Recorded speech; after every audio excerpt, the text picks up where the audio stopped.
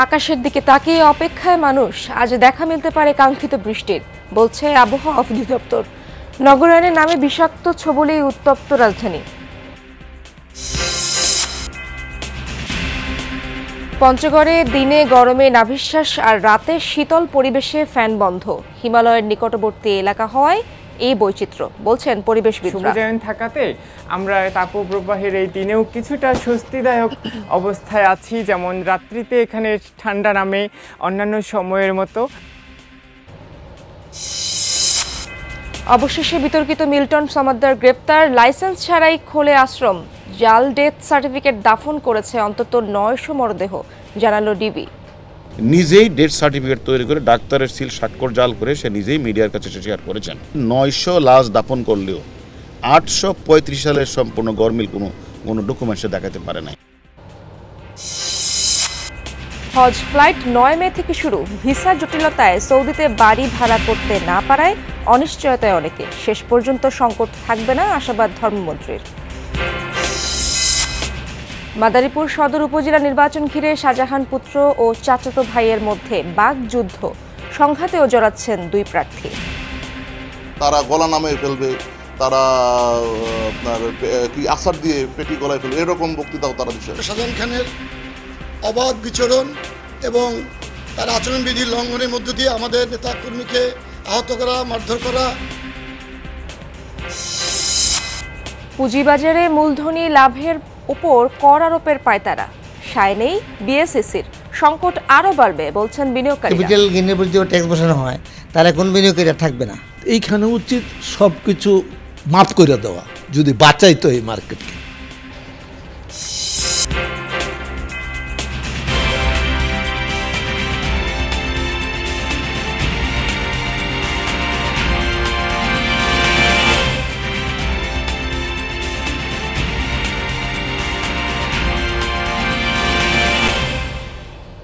আমন্ত্রণ যমুনা নিউজে, আপনাদের সঙ্গে আছি আমি ইশরাত জাহান। এতক্ষণ শিরোনাম দেখছিলেন, এবার বিস্তারিত।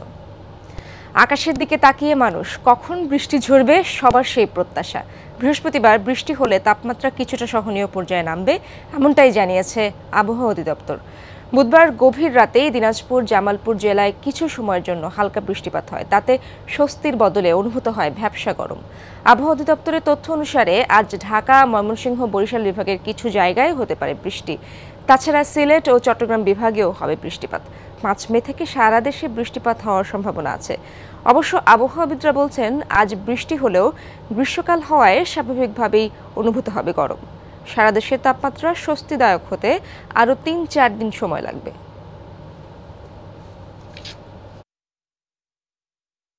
আগামীকাল থেকে আগামী 5 থেকে 6 দিন দেশের তাপমাত্রা অনেকটা স্বাভাবিকতার দিকে চলে আসার সম্ভাবনা আছে।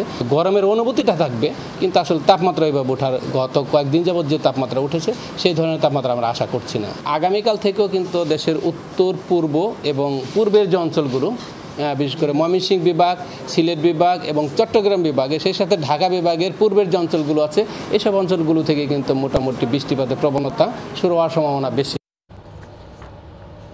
সর্বোচ্চ গরমের অন্যতম জেলা চুয়াডাঙ্গা থেকে আমার সাথে যুক্ত হচ্ছেন আমার সহকর্মী জিসান আহমেদ। সেখান থেকে আবহাওয়া পরিস্থিতির খবর জানবো।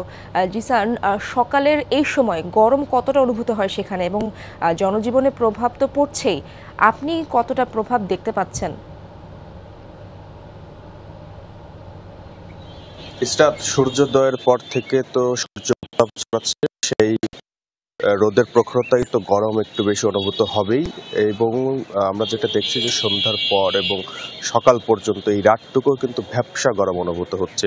দিনের বেলা রোদের উত্তাপ এবং রাতের বেলা ভ্যাপসা গরম, সব মিলিয়ে সাধারণ মানুষ কিন্তু এক প্রকার নাজেহাল হয়ে পড়েছে। টানা 20 দিনের মতো চুয়াডাঙ্গার উপর দিয়ে এই পরিস্থিতি অব্যাহত আছে। আমরা খোঁজ নিয়েছিলাম চুয়াডাঙ্গার স্থানীয় আবহাওয়া অফিসের পক্ষ থেকে, যেটা জানিয়েছে যে তাপমাত্রা হয়তোবা আজ থেকে কিছুটা কমতে পারে, তবে এখনই কিন্তু আসলে খুব বেশি পরিবর্তন হবে না কিংবা খুব বেশি কমবে না। আগামী 5 তারিখ পর্যন্ত, 5 তারিখের পরে একটি বৃষ্টির পূর্বাভাস রয়েছে। সেই বৃষ্টির পরেও হয়তো বা তাপমাত্রা কিছুটা সহনীয় পর্যায়ে আসতে পারে। সেটিও আসলে এখনো 2-3 দিনের ব্যাপার। সেই 2-3 দিন পরেই আসলে বোঝা যাবে যে তাপমাত্রা কোন দিকে যাবে। আরেকটু বিষয় জানিয়ে রাখি যে সকাল থেকেই আমরা শহরের বিভিন্ন এলাকা ঘুরে দেখছিলাম যে অন্যান্য দিনের মতোই কিন্তু আসলে সকালের রাস্তাঘাটগুলো বেশ ফাঁকা, সাধারণ মানুষের উপস্থিতি অনেকটাই কম। তারপরও দিনের বেলা যারা অতি প্রয়োজনে ঘর থেকে বের হতে না পারছেন তারা কিন্তু এই সকালবেলাকে সুযোগ হিসেবে কাজে লাগিয়ে, যেহেতু মাত্র সূর্যের দেখা মিলেছে, সেই সুযোগকে কাজে লাগিয়ে তারা বাইরে বের হয়েছেন, তাদের প্রয়োজনীয় কাজ সারছেন। তবু শ্রমজীবী মানুষরাও কিন্তু আসলে হাঁপিয়ে উঠেছেন। তারাও তাদের কাজের পাশাপাশি আমরা দেখছি যে সড়কের পাশে বিভিন্ন গাছের নিচে বিশ্রাম নিচ্ছেন, আশ্রয় নিচ্ছেন। আবার সাধারণ মানুষও কিন্তু আসলে কাজ ছেড়ে দ্রুত ঘরে ফিরে যাচ্ছেন। এই গরমের তীব্রতায় কিন্তু আসলে হাসপাতালগুলোর অবস্থাও ভয়াবহ হয়ে উঠছে। বিভিন্ন ধরনের রোগবালাইও কিন্তু বাড়ছে। ইশরাত, স্যার আপনাকে অনেক ধন্যবাদ। দর্শক, এবার ঢাকার আবহাওয়া পরিস্থিতির খবর জানতে চাই। আমার সহকর্মী লামিয়া তিথি রয়েছেন কারওয়ান বাজার এলাকায়। তিথি, আজ তো ঢাকা বিভাগে বৃষ্টিপাতের পূর্বাভাস দিয়েছেন আবহাওয়াবিদরা। বাইরে আজ কেমন পরিস্থিতি দেখছেন? আকাশ কি মেঘলা বা বৃষ্টির কি কোনো সম্ভাবনা রয়েছে কিনা?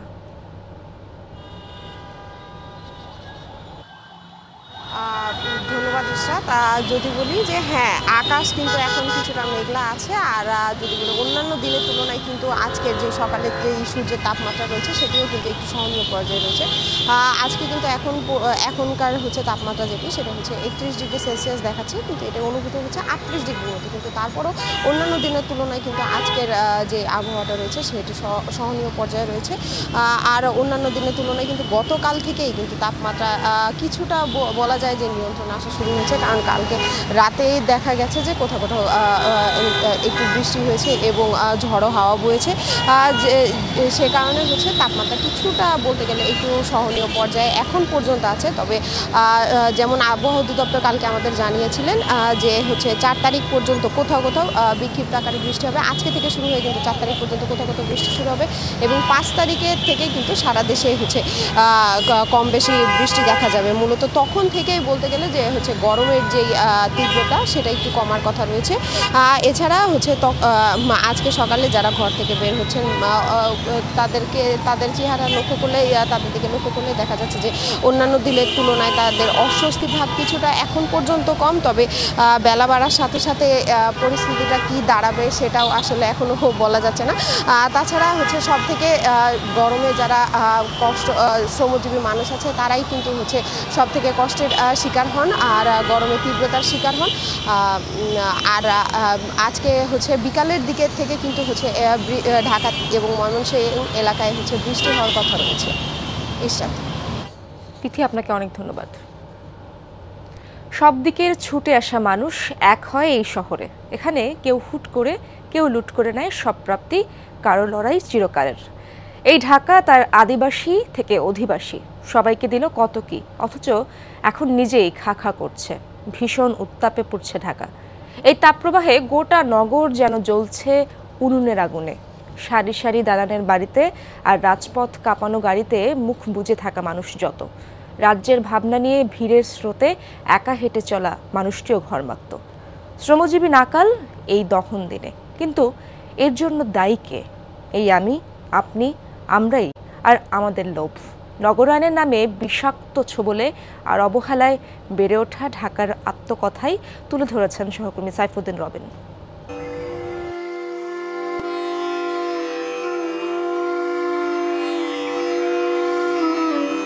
এ শহরে গাছের চেয়ে দালান বেশি, জলকণার চেয়ে মানুষ বেশি, ফুলের চেয়ে পঙ্কিল বেশি। এ শহর শিশুর, কবির, ধনীর, ভেসে আসা মানুষের স্বপ্নের লুটেরার। এ শহর তৃষ্ণার। সব নদী খাল শুষে খেয়েও মেটেনি আমার তেষ্টা। এ শহরে সবুজের চেয়ে কংক্রিটের কদর বেশি। এখানে ফুলের সুবাস দূষণের দাপটে উড়ে যায় কর্পূর হয়ে।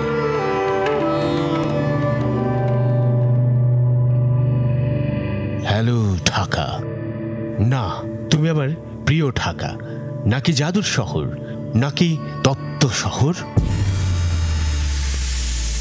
তোমার অভিমানের আগুনে পুড়ছি আমি, একটু ছায়ার তৃষ্ণায় পড়ে তোমার পথ। আমি গাছগুলোকে সব নিলামে দিয়েছি যে, আর জলাধার ভরেছি কংক্রিটে। কাঁচের বড় বড় দালানে আমি যখন শীতাতপে তোমার শরীরে লাগে গরম হাওয়ার হলকা। আমার স্বপ্ন পূরণের ভারে তোমাকে করেছি ক্লান্ত। আমার এগিয়ে যাবার দৌড়ে 1 ইঞ্চি জায়গাও আমি ছাড়ব না। তোমাকে শ্বাস নিতে দেব না আমি। আমার আরো চাই, আরো দালান চাই, গাড়ি চাই, টাকা চাই। আমার কেবল চাই আর চাই। কেমন করে বোঝাই তোমায়, আমি কেবল নিতে শিখেছি, দিতে নয়।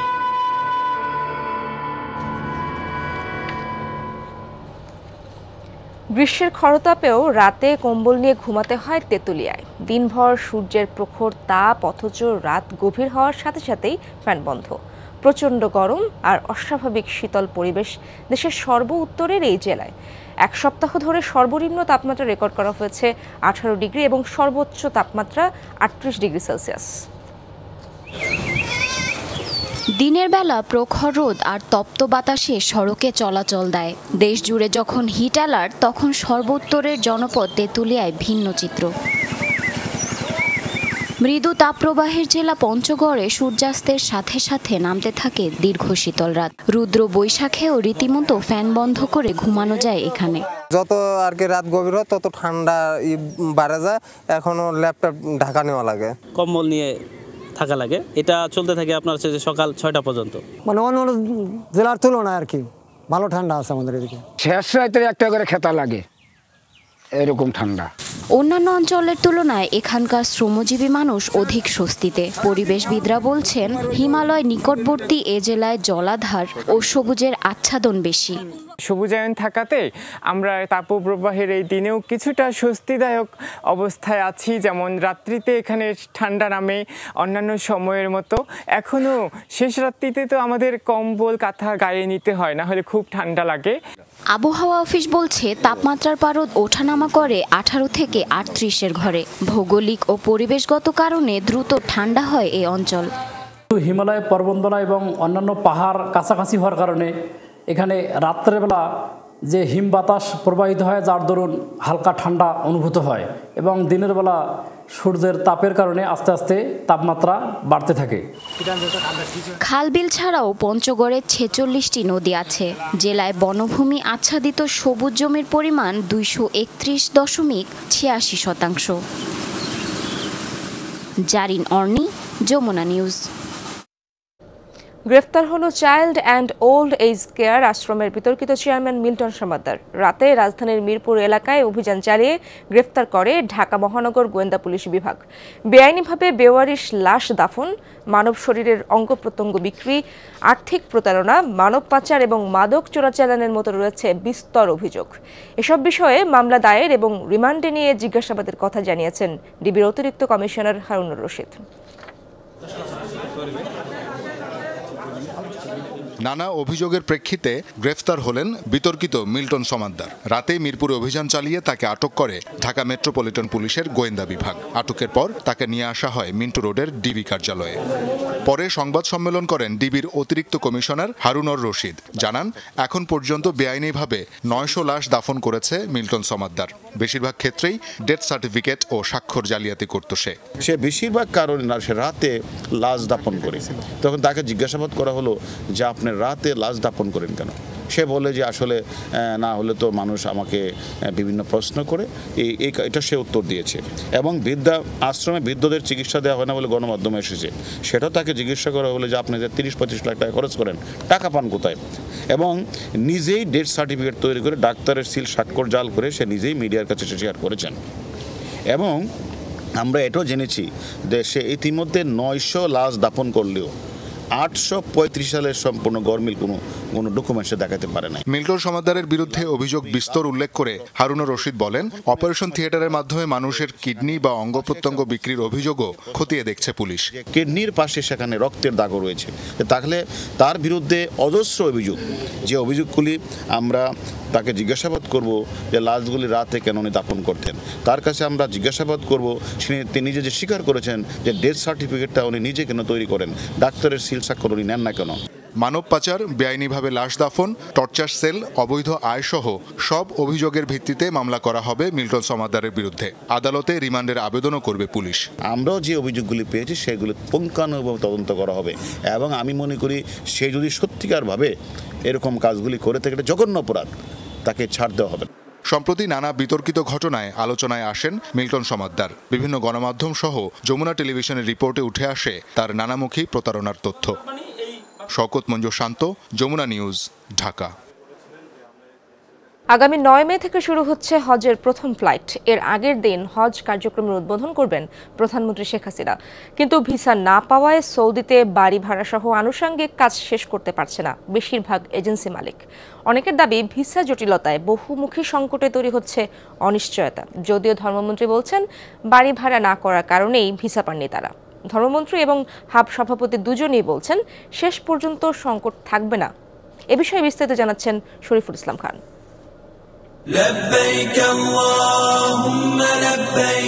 এবারই প্রথম নির্ধারিত কোটার চেয়ে 42,000 কম মুসল্লি হজে যাচ্ছেন বাংলাদেশ থেকে। গাইড সহ সরকারি ব্যবস্থাপনায় যাচ্ছেন 4,400 আর বেসরকারি ব্যবস্থাপনায় 80,600। কোনো ত্রুটি যাতে না হয় তার জন্য সেগুলোকে আমরা দেখে শুনে স্টেক হোল্ডার যারা তাদের সাথে আলোচনা করে এবং যারা এটার সাথে রিলেটেড মন্ত্রণালয় তাদের সাথে আলোচনা করে সকল সিদ্ধান্ত নিষ্পন্ন হয়েছে। 3টি এয়ারলাইন্স থেকে আমাদের বিমান পরিচালনার ব্যবস্থা করা হয়েছে এবং সেটার শুভ উদ্বোধন করবেন মাননীয় প্রধানমন্ত্রী। তবে জটিলতা দেখা দিয়েছে সৌদিতে বাড়ি ভাড়া সহ আনুষঙ্গিক কাজ সম্পন্ন করা নিয়ে। হাব সভাপতি জানান এখনও বেশিরভাগ এজেন্সি মালিকের ভিসা নিশ্চিত করতে পারেনি ধর্ম মন্ত্রণালয়। দেখুন, হজ যাত্রীদের বাড়ি ভাড়ার জন্য এজেন্সিকে যেতে হয়, কারণ বাড়ির কন্ডিশন দেখা, বাড়ির ফ্যাসিলিটি সব ঠিক আছে কিনা দেখে শুনে বাড়ি ভাড়া করতে হয় হজ যাত্রীদের জন্য। আর এর জন্য যাওয়ার যে ভিসা সেটা ধর্ম মন্ত্রণালয় সেটা অ্যারেঞ্জ করে। এবছর ধর্ম মন্ত্রণালয় এটা করতে পারে নাই বিধায় এজেন্সিগুলি বাড়ি ভাড়ার ভিসা না পাওয়াতে তারা কিন্তু বাড়ি ভাড়া করতে যেতে পারে নাই ম্যাক্সিমামে। তো এটা একটা প্রতিবন্ধকতা আমি বলবো। ভিসা করার আগে বাড়ি ভাড়া করতে হয়, বাড়ি ভাড়া করার পরে তারপরে ওই বাড়ি ভাড়ার এগেনস্টে তার ভিসা হয়। সে কারণেই ভিসা পেতে তাদের দেরি হয়েছে, কিন্তু আমাদের সরকারি ভিসা যেগুলো আমরা শেষ করে ফেলছি। আর যারা এজেন্সিতে যান বেসরকারিভাবে তারা কিন্তু ভিসা করছেন, বন্ধ নাই, এটা চলমান প্রক্রিয়া। আর একদিনে সব করতে হবে তা তো নয়। ভুক্তভোগী এক এজেন্সি মালিক জানান ভিসা জটিলতায় বাড়ি ভাড়া করতে না পেরে চরম বিপাকে পড়েছেন তিনি। আমরা চতুর্মুখী সংকটের মধ্যে আছি। প্রথমত আমরা হাজি সাহেবদেরকে সঠিক কোনো উত্তর দিতে পারতেছি না এবং আমরা সঠিক সময় যে তাদেরকে ফ্লাইট করব ফ্লাইট শিডিউলের ব্যবস্থা করতে পারতেছি না এবং ওখানকার যে পেমেন্ট শিডিউল সেটাও আমরা এখানে পরিপূর্ণ করতে পারতেছি না। হাব সভাপতি জানান হজযাত্রীদের ভোগান্তি নিরসন ও সার্বিক সংকট সমাধানে সম্মিলিতভাবে কাজ করছেন তারা। সকল চ্যালেঞ্জ মোকাবেলা করে যাতে 2024 সালের হজ ভালোভাবে করা যায়, হজ যাত্রীরা যাতে বিড়ম্বনাহীনভাবে যেতে পারে, কোনো ভোগান্তি যাতে না থাকে, স্মুথ হজ অপারেশন যাতে হয় সে নিরিখে আমরা সবাই কাজ করছি। চাঁদ দেখা সাপেক্ষে আগামী 15 অথবা 16 জুন পবিত্র হজ অনুষ্ঠিত হওয়ার কথা।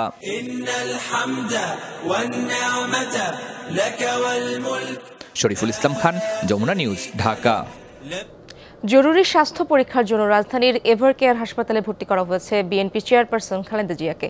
সন্ধ্যা 6:30টায় গুলশানের বাসভবন ফিরোজা থেকে বিরোধী দলের চেয়ারপারসনকে নেওয়া হয় হাসপাতালে। রাতেই খালেদা জিয়ার ব্যক্তিগত চিকিৎসক doctor AZM Zahid Hossain briefing করেন। জানান বিদেশে নিয়ে লিভার প্রতিস্থাপন বা কৃত্রিম লিভার প্রতিস্থাপন করা হলে খালেদা জিয়া ভালো থাকবেন।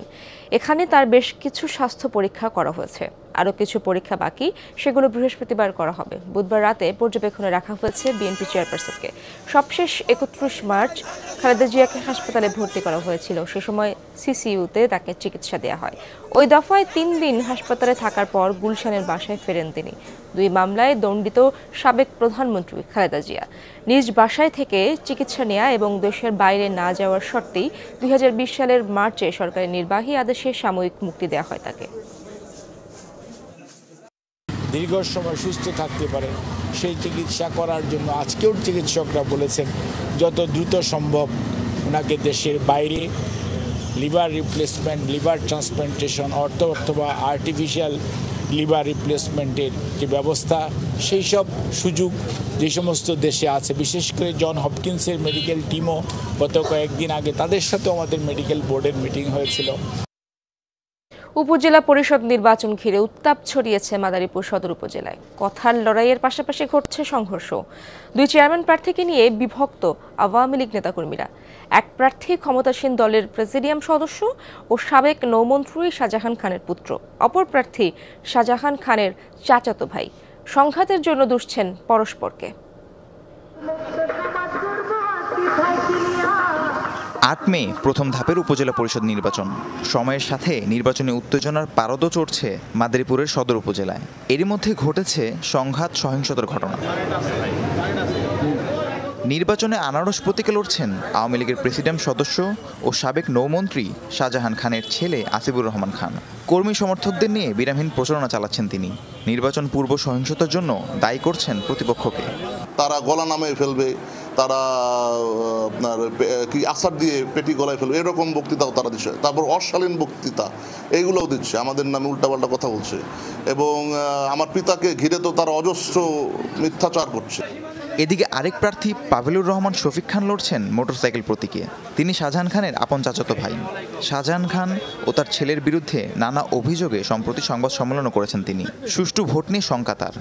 মাদারীপুরের সংসদ সদস্য শাহজাহান খানের অবাধ বিচরণ এবং তার আচরণবিধি লঙ্ঘনের মধ্য দিয়ে আমাদের নেতাকর্মীকে আহত করা, মারধর করা, এবং এর বিরুদ্ধে আচরণবিধি লঙ্ঘনের বিরুদ্ধে আমি অভিযোগ দিয়েছি। কোনো অভিযোগের কোনো রহস্যজনক কারণে প্রশাসন সহ নির্বাচনের অফিসাররা কোনো ব্যবস্থা গ্রহণ করছে না। এমপি মন্ত্রীদের সন্তান বা স্বজন নির্বাচনে লড়তে পারবেন না। আওয়ামী লীগের এমন কেন্দ্রীয় নির্দেশনার বিষয়ে শাহজাহান খান বলছেন, চেয়ারম্যান পদে প্রার্থী দুজন, দুই স্বজনে সরে দাঁড়ালে শূন্যতা সৃষ্টি হতো। মাদারীপুরে একজন আমার সন্তান, একজন আমার স্বজন, তাহলে দুজনকে প্রত্যাহার করতে হয়। দুজনকে প্রত্যাহার করতে হলে একটা শূন্যতার সৃষ্টি হবে। সেই বিষয়টাও দলের পক্ষ থেকে বিবেচনায় নেবেন বলে আমি বিশ্বাস করি। সুষ্ঠু নির্বাচনের পাশাপাশি যোগ্য প্রার্থী চাইছেন ভোটাররা। নির্বাচন অবাধ ও নিরপেক্ষ করতে নানা উদ্যোগের কথা জানলেন জেলা প্রশাসক। আমরা ভালোভাবে সুস্থ সুন্দর পরিবেশে বসবাস করব। আমি মাদারীপুর জনগণ সুস্থ সুন্দরটা ভোটার দিতে পারে কেন্দ্রে, যাতে মাদারীপুরের জনগণ উন্নয়ন হতে পারে, এটাই সবাই প্রত্যাশা। সাধারণ জনগণ যেন সুষ্ঠুভাবে ভোট কেন্দ্রে আসতে পারে এবং শান্তিপূর্ণভাবে তারা যেন ভোটের অধিকার যেন তারা এক্সারসাইজ করতে পারে, সেই জন্য আমাদের সর্বাত্মক আয়োজন আমাদের অব্যাহত আছে। সদর উপজেলায় মোট ভোটার ৩,22,426 জন। রাহিম সারোয়ার, যমুনা নিউজ। উপজেলা নির্বাচন পূর্ব হামলায় জামালপুরে 5 কর্মী আহত হওয়ার অভিযোগ করেছেন এক প্রার্থী। কাপ্পিরিচ প্রতীকের প্রার্থী মোহাম্মদ হাফিজুর রহমান স্বপনের অভিযোগ, গতরাত 9টার দিকে দিকপাইত ইউনিয়নের হবদের শাবনমের মোড়ে তার সমর্থকরা নির্বাচনী প্রচারণা কেন্দ্রে বসেছিলেন। এ সময় মোটরসাইকেল প্রতীকের সমর্থকরা সেই কেন্দ্রে হামলা চালায়, করে ভাঙচুরও। এই ঘটনায় আহত হন হুমায়ুন ও মালিক সহ 5 জন। আহতরা হাসপাতালে চিকিৎসাধীন রয়েছেন। ঘটনাস্থল পরিদর্শন করেছে পুলিশ। 8 মে সদর উপজেলা পরিষদ নির্বাচন।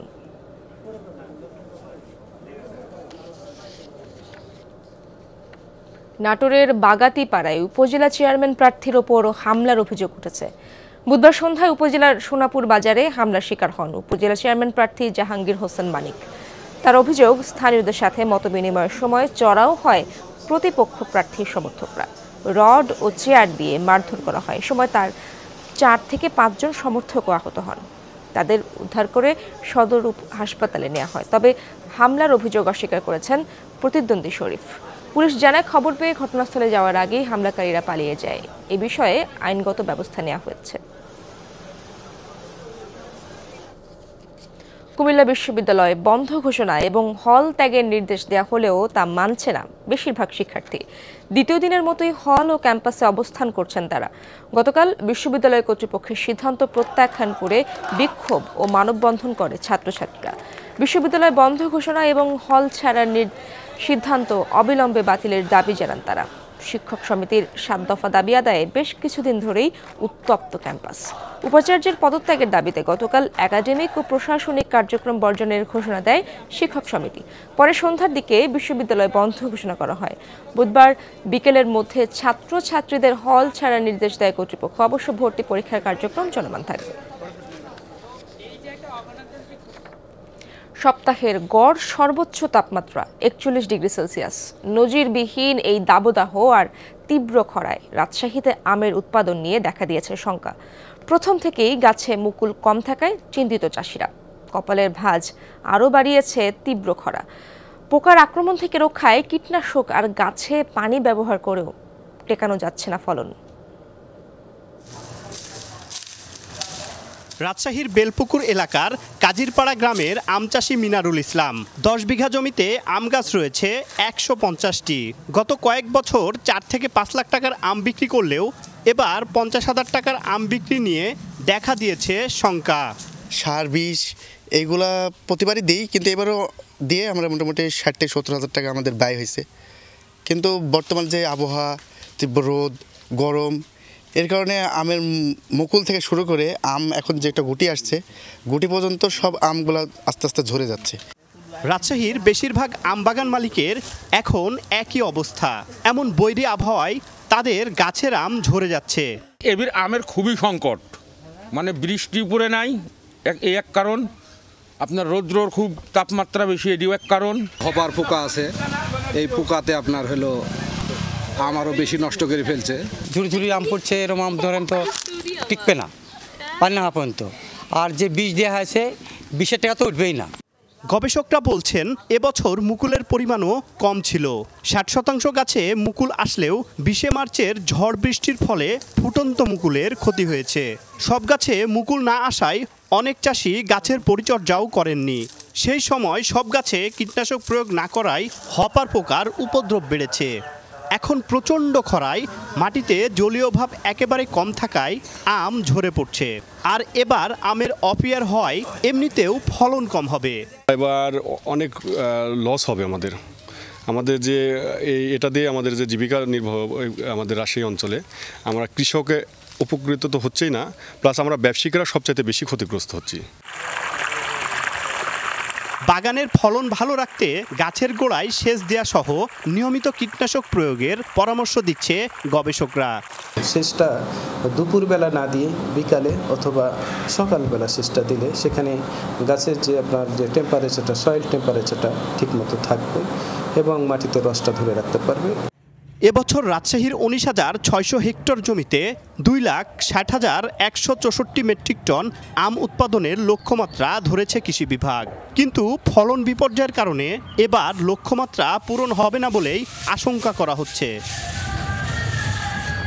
তারেক মাহমুদ, যমুনা নিউজ, রাজশাহী। বৈশাখের চোখ রাঙানো তাপের মধ্যে কৃষ্ণচূড়ার সৌন্দর্যে ছেয়ে গেছে গোটা ক্যাম্পাস, যার মুগ্ধতায় থমকে দাঁড়ায় তৃষ্ণার্ত পথিক। জাহাঙ্গীরনগর বিশ্ববিদ্যালয়ে বসেছে কৃষ্ণচূড়ার মেলা। ঋতুরাজ বসন্তের বিদায়ের পর চলছে গ্রীষ্মের দাবদাহ।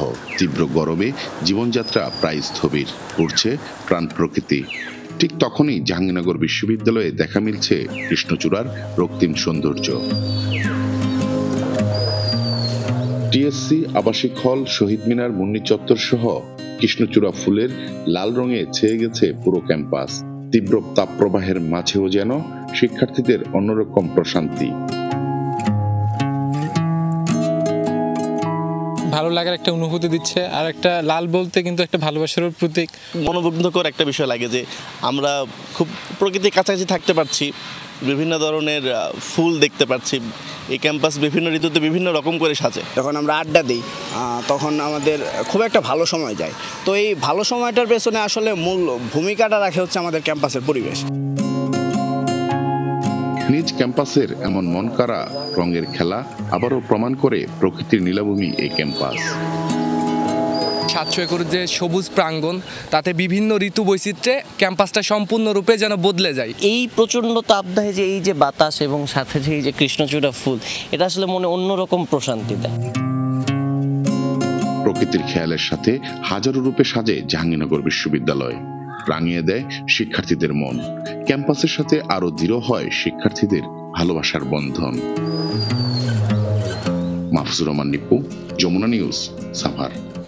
চুয়াডাঙ্গার আলমডাঙ্গায় ভয়াবহ আগুনে পুড়ে গেছে প্রায় ৭০ বিঘা পানের বরজ। বুধবার রাতে ধাপগাড়ির ফসলি মাঠে হয় এই ঘটনা। স্থানীয়রা জানায় আনুমানিক রাত ৮টার দিকে হঠাৎ পানের বরজে আগুন লাগে। মুহূর্তের মধ্যেই আগুনের রেলিহান শিখা মাঠের পর মাঠ ছড়িয়ে পড়ে। ফায়ার সার্ভিসের ২টি ইউনিট গিয়ে ২ ঘন্টার চেষ্টায় আগুন নেভায়। আগুন লাগার কারণ এখনও জানা যায়নি। এই ঘটনায় হতাহতও হয়নি কেউ।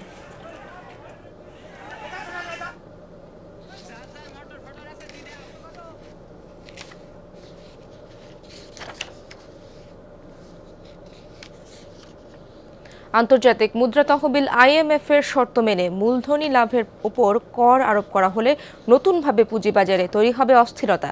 বিনিয়োগকারী ধরে রাখাই কঠিন হবে। তাই সংকটের মধ্যে এ ধরনের সিদ্ধান্ত না নেয়ার দাবি বিনিয়োগকারীদের। পুঁজিবাজার যেখানে দাঁড়াতেই পারছে না, সেখানে গেইন ট্যাক্স আরোপের চিন্তা অবান্তর, এমনটাই অভিমত অর্থনীতিবিদদের। গেল কয়েক মাস ধরে অস্থিরতা চলছে পুঁজিবাজারে। নানা উদ্যোগের পরও তা কাটিয়ে ওঠা সম্ভব হচ্ছে না। এরই মধ্যে আলোচনায় এসেছে IMF এর দেয়া ঋণের শর্ত পূরণে পুঁজিবাজারে ব্যক্তি বিনিয়োগকারীদের মূলধনী লাভের উপর কর আরোপ করতে চায় NBR, যা বিনিয়োগকারীদের মনে নতুন শঙ্কা তৈরি করেছে। তারা বলছেন, নতুন কর আরোপ হবে মরার উপর খড়ার ঘা। ক্যাপিটাল গেইনের উপর যদি ট্যাক্স বসানো হয়, তাহলে মরার উপর খড়ার ঘা।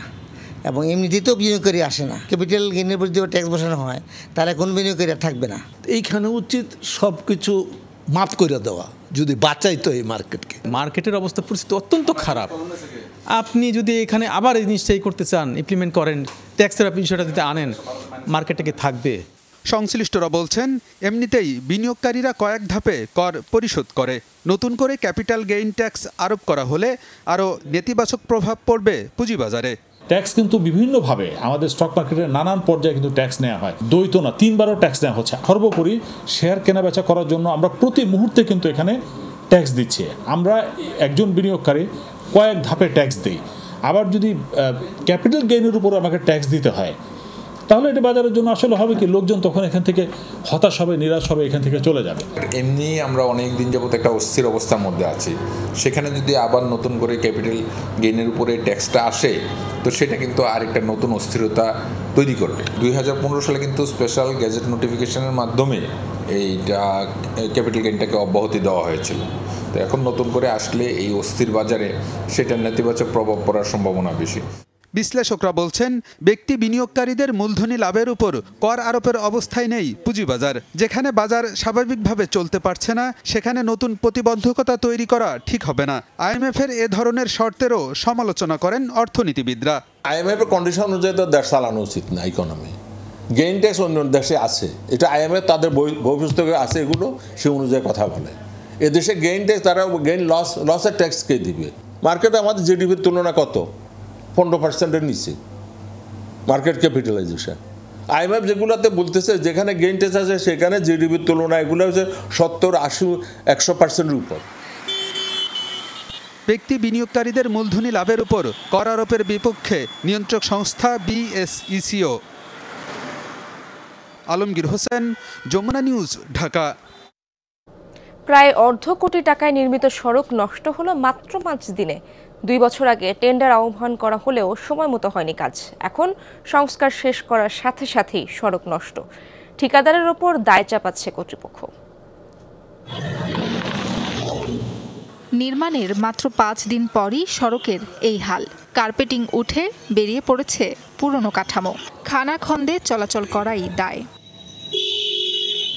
2022 সালে দিনাজপুর পৌরসভায় গুরুত্বপূর্ণ নগর অবকাঠামো উন্নয়ন প্রকল্প 2-এর আওতায় সড়ক সংস্কার কাজের টেন্ডার আহ্বান করা হয়। নানা জটিলতায় কার্যাদেশের মেয়াদ পার হলেও কাজ শেষ করতে পারেনি ঠিকাদাররা। গেল 19 এপ্রিল পৌর এলাকার মহাজনপাড়া দাখিল মাদ্রাসার সামনে থেকে 730 মিটার রাস্তার কার্পেটিংয়ের কাজ শুরু হয়। কাজ শেষ করার 3 দিন পর থেকেই 45,72,751 টাকা ব্যয়ে নির্মিত সড়কের কার্পেটিং উঠে যেতে শুরু করে। হতবাক ক্ষুব্ধ পৌরবাসী। রাস্তা করতেছে, 1 ইঞ্চি ঢালাই করতেছে, 1 ইঞ্চি মনে 15 ইঞ্চি ঢালাই করতেছে। রাস্তা তেল নাই, কোনো উপরে বালু মারতেছে না। খোয়া ফেললো, বালু ফেললো, তারপরে এখন কাজ শুরু করছে। মাঝখানে কাজ অফ ছিল অনেক দিন, প্রায় 1 বছর পর কাজ শুরু হলো, কিন্তু কাজের যে অবস্থা দেখতেছি এখন এখানে এটা বেশি দিন টিকবে না, হাইয়েস্ট মনে করেন 6 মাস যাবে। এটা 1 ইঞ্চি কার্বুরেটিং। আর তেল আমরা আবারও মানে জায়গায় জায়গায় যেটা ছাড়া পড়ছে সেটা আমরা দেখছি। এ বিষয়ে জানতে চাইলে ঠিকাদারের ওপর দায় চাপিয়েছে নির্বাহী প্রকৌশলী ও তার সহকারীরা। এর আগে কার্পেটিং করার কথা থাকলেও আসলে অনেকগুলো কার্পেটিং করার জন্য অনেক কিছুই প্রয়োজন হয়, যেটা প্ল্যান্ট মেশিনের দরকার হয়, লেবারের প্রয়োজন হয়। এর আগে সেগুলো ঠিকাদার ম্যানেজ করার চেষ্টা করেছে, আমাদের সাথে বারবার যোগাযোগ করেছে। আমরা তাকে খুব তাগাদা দিয়েছিলাম যে প্রাইম কোট মারার যাতে 3 দিনের মধ্যেই কার্পেটিংটা হয়, সে চেষ্টাও করেছে। পাথরে আনছিল, পাথর মিক্সিং করে রাখছিল, কিন্তু প্ল্যান্ট মেশিনটা না পাওয়ার কারণে এবং লেবারের সংকটের কারণে এদের আগে করতে পারেনি। এ বিষয়ে ক্যামেরায় কথা বলতে চান না ঠিকাদার মোহাম্মদ জাহাঙ্গীর। বারবার যোগাযোগ করলেও তিনি এড়িয়ে যান। সাবরিনা লিজা, যমুনা নিউজ। 2 মাসের নিষেধাজ্ঞা কাটিয়ে নদ নদীতে শুরু হয়েছে মাছ শিকার। বাজারের খবর জানতে চাই, আমার সহকর্মী SM শাকিল যুক্ত হচ্ছেন আমার সাথে। শাকিল, বাজারে মাছের যোগান কতটা বাড়লো এবং দরদাম কেমন হাঁকা হচ্ছে আজ?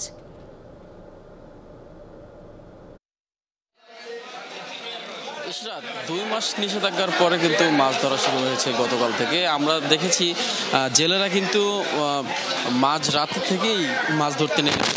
সেখানে জেলেরা কিন্তু কিছুটা হতাশাই প্রকাশ করেছেন, কারণ অভয়াশ্রমে তারা মাছ না ধরলেও কিন্তু মাছ বাড়ার কথা থাকলেও সেই পরিমাণ মাছ কিন্তু তারা ধরতে পারেনি, এমনটাই কিন্তু জানিয়েছেন। বাজারে আমরা এসে দেখেছি, বাজারে নদীর মাছ থেকে কিন্তু বা খাল বিল অন্যান্য মাছের থেকে কিন্তু চাষের মাছটাই বেশি দেখা যাচ্ছে, যার কারণে নদীর কিছু মাছ থাকলেও সেই মাছটার দাম কিন্তু অনেকটাই বৃদ্ধি পেয়েছে।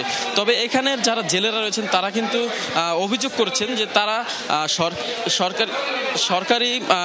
সরকারি নিষেধাজ্ঞা মেনে থাকা সত্ত্বেও কিন্তু এখানে ইলিশ বা অন্যান্য যে নদীর মাছ রয়েছে সেই মাছ কিন্তু তারা এখন পাচ্ছে না, কারণ কিছু অসাধু জেলেরা রয়েছেন তারা কিন্তু এই নিষেধাজ্ঞার মধ্যেও মাছ ধরেছেন, এমনটাই কিন্তু তারা অভিযোগ করেছেন। তবে আমরা এখানকার কৃষি কর্মকর্তা মৎস্য অফিসারের সাথে কথা বলেছিলাম। মৎস্য অফিসার যেটা জানিয়েছেন তারা যে হয়তো কিছুদিন পরে পানিটা একটু বাড়লে হয়তো মাছ বাড়তে পারে, তবে বেশিরভাগ জায়গায় কিন্তু চর পড়ে যাওয়ার কারণে ইলিশ বা অন্যান্য যে মাছগুলো রয়েছে সেই মাছগুলো কিন্তু এখন কম ধরা পড়েছে, এমনটাই কিন্তু জানিয়েছেন। তবে যারা মৎস্য ব্যবসায়ী যারা রয়েছেন তারাও কিন্তু বলছেন যে বাজারে কিন্তু আগের তুলনায় ইলিশ অনেক কম বা অন্যান্য নদীর মাছও অনেক কম রয়েছে এবং এই কারণেই মাছের দামটা কিছুটা বৃদ্ধি পেয়েছে। ইশরাত, আপনাকে অনেক ধন্যবাদ।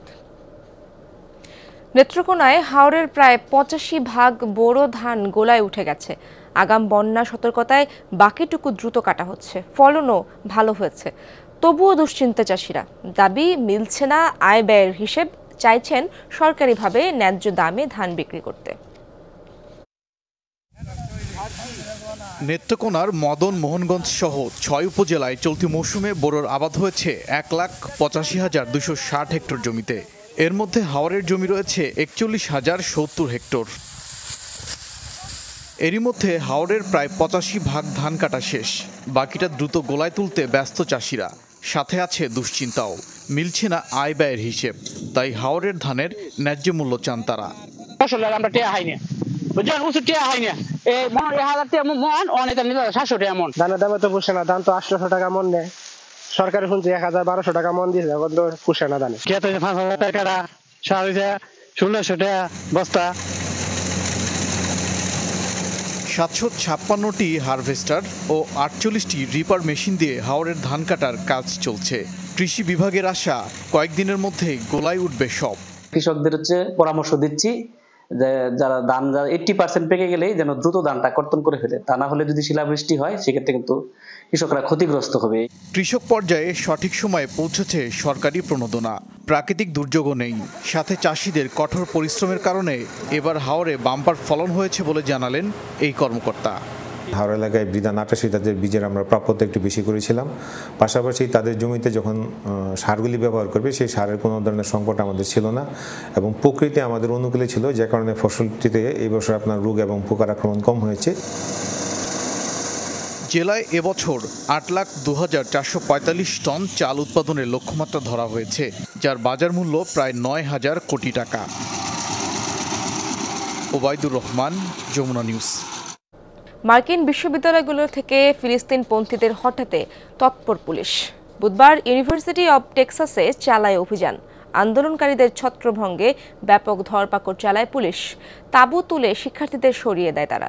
এরই মধ্যে চলছে প্রতিবাদ স্লোগান।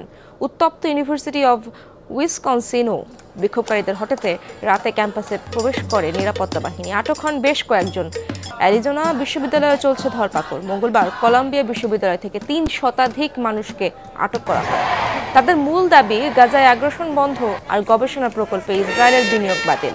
গেল 2 সপ্তাহ ধরেই মার্কিন বিশ্ববিদ্যালয়গুলোয় চলছে বিক্ষোভ।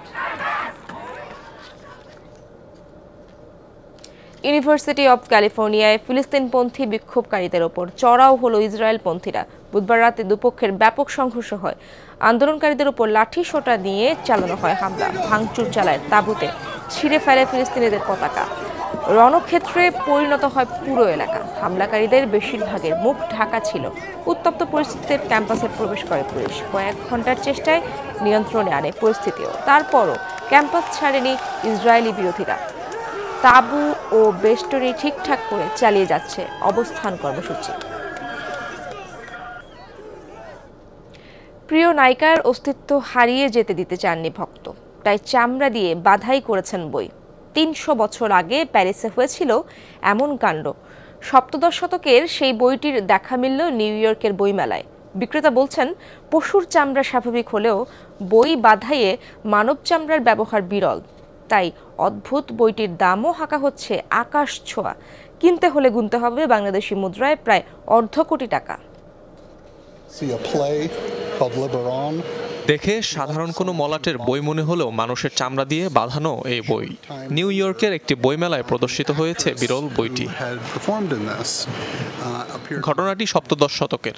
চিকিৎসা বিজ্ঞান নিয়ে প্যারিসে পড়াশোনা করতে আসেন স্প্যানিশ এক শিক্ষার্থী। থিয়েটারে একদিন নাটক দেখতে যান তিনি। নাটকটি এতই পছন্দ হয়ে যায় যে সেটির একটি কপিও কিনে আনেন, যার মলাটেই পরে ব্যবহার করেন মানুষের চামড়া। নাটকের নায়িকা মারা গেলে ঘটনাক্রমে তার মরদেহের পোস্টমর্টেম করেন ওই মেডিকেল শিক্ষার্থী। তখনই নায়িকার মরদেহ থেকে চামড়া কেটে ব্যবহার করেন বইয়ের মলাটে। কিন্তু কেনই বা এমন করলেন ওই শিক্ষার্থী, যার উত্তর রয়েছে খোদ বিক্রেতার কাছেই। তখনকার দিনে শুধু বেওয়ারিশ মরদেহেরই পোস্টমর্টেম করা হতো, যা দাফন করা হতো গণকবরে। যে কারণে পছন্দের নায়িকাকে চিরতরে হারিয়ে যেতে দিতে চাচ্ছিলেন না সেই শিক্ষার্থী। নিউ ইয়র্কের বইমেলায় প্রদর্শিত বইটির বিক্রয় মূল্য হাঁকা হয়েছে $45,000 মার্কিন। অনিক রহমান, যমুনা নিউজ। দর্শক, এই ছিল যমুনা নিউজে। এতক্ষণ সাথে থাকার জন্য ধন্যবাদ সবাইকে।